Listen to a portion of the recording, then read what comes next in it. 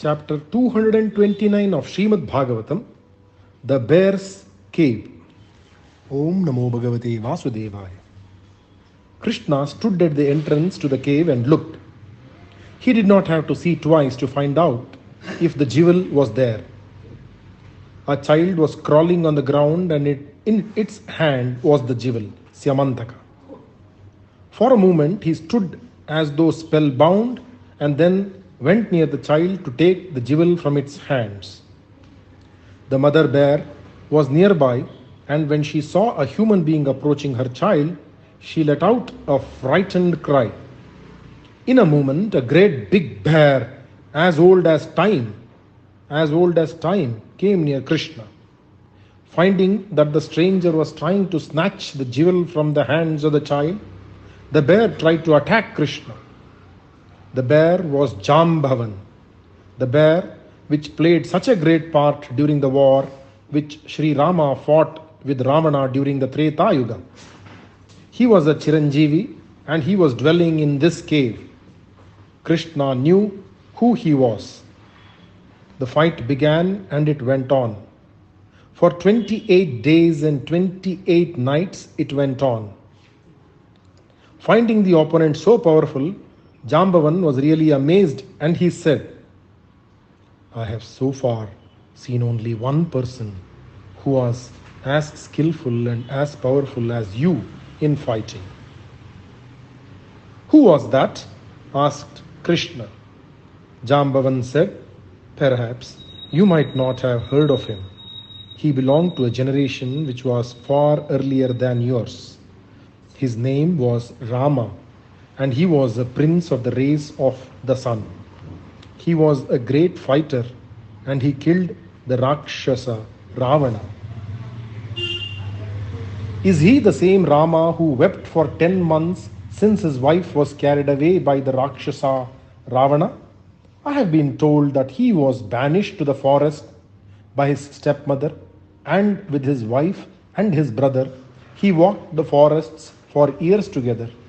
I personally do not think very highly of him, said Krishna with a deliberate sneer. Jambavan's anger knew no bounds. He said, how dare you talk so despairingly of my Lord? He was Lord Narayana himself who had been born on the earth for the suppression of adharma, and you have the impertinence to say you do not think very highly of him. Evidently you think too highly of yourself. And Jambavan attacked him once again.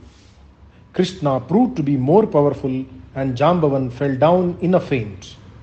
He opened his eyes after a while and looked up. He saw Sri Rama with the famed Kodanda in his hand. With a smile on his face, Rama said, Jambavan. Jambavan fell at his feet and said, my lord, my eyes have been aching for a sight of you for this many a day, and today you have come before me. I thought you had forgotten your promise to me that I would see you in the Dwapara Yuga. You have, in your infinite mercy, come to me to feast my eyes. Jambavan wiped his eyes, which were full of tears, and looked again. He could not see Rama, but he saw instead his enemy with whom he had been fighting all this while, all these days. Where is my Rama? He kept on asking and searched all over the cave and came back to the spot where Krishna was. He looked and saw that it was Rama. A moment he would look away and Krishna would be there, and after a while Rama would be there again. Finally Jambavan said, Rama, I do not know what is happening. Please tell me why you are confusing me like this. Why do you make me confuse you with this man who has been impertinent enough to talk ill of you? He was seeing Rama, and even as he was seeing him, Rama changed into Krishna and again into Rama. The Rama said, I am Krishna, and this is the avatara I have assumed during Dwapara for the upholding of Dharma. I had promised to you that I would grant you my darshan when I took leave of you and I wanted you to know that I am now the son of the Yadava house. I am the son of Vasudeva, and I came here to take the jewel and restore it to the owner. He told Jambavan about the very urgent need he had of the jewel. Jambavan paid homage to him and gave him the jewel, and with it his daughter Jambavati. He asked Krishna to honor him by accepting his daughter, and Krishna accepted her gladly. Krishna took leave of Jambavan and returned to Dwaraka with Jambavati and the jewel. Om Namo Bhagavate Vasudevaya. Shri Krishnarpanamast. Chapter 230 of Shrimadbhagavatam, the Vindication. Om Namo Bhagavate Vasudevaya. The companions of Krishna, in the meantime, waited for 12 days and nights at the entrance to the cave. They heard the fighting, and finally they thought that Krishna had been killed, and so returned to the city with the news that Krishna had been vanquished in a fight with a wild animal. Great was the awe in Dwaraka. Everyone was cursing Satrajit for wrongly accusing Krishna of theft and thus causing his death. They all went to the temple of Devi Durga and prayed to her to give them some hope that Krishna was not dead. At the conclusion of the puja, she spoke the words, "You will all see Krishna very soon." When their prayers were over, they emerged out of the temple and found their prayers had been answered by the Devi. They saw Krishna with the jewel glowing on his neck, and by his side stood a beautiful maiden. He said, "Please let everyone assemble in King's Assembly Hall. Please ask Satrajit also to be present. I will be there soon." In the great hall named Sudharma, in the presence of everyone, Krishna stood up and related to them the truth about the killing of Prasenajit and the later happenings. He then took the disputed jewel Syamantaka and placed it on the neck of Satrajit and said, "Now I am vindicated. I am freed of the stigma which was attached to my name." Satrajit was so ashamed of himself that he could not hold up his head, and with bowed head he walked out of the hall. He was extremely unhappy at the course of events.